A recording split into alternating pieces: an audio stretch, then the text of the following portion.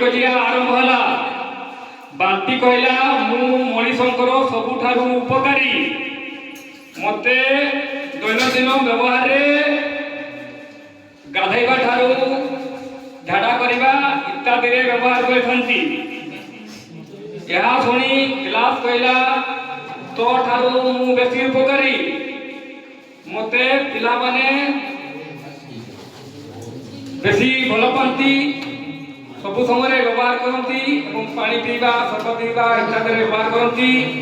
बंधु कुटुंब आसिले मते नहले किछि काम होय नहीं कारण मु सबुठार बड़ ए दुई जनकर कथा शुणी बतल लगी जाइथिला।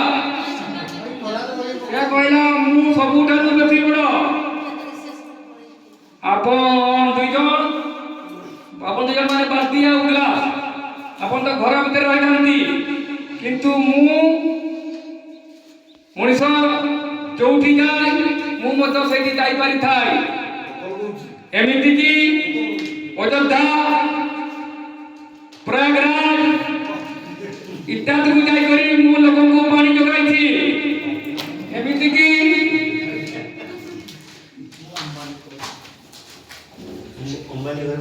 मुकेश अंबानी परिवार को पानी जोगाई देई मु घर को फेरी आसी तेणु मु सब बड़ तेणु आपण मैंने विचार करंतु बाल्टी बड़ ना ग्लास बड़ ना बोतल बड़ गप या देला।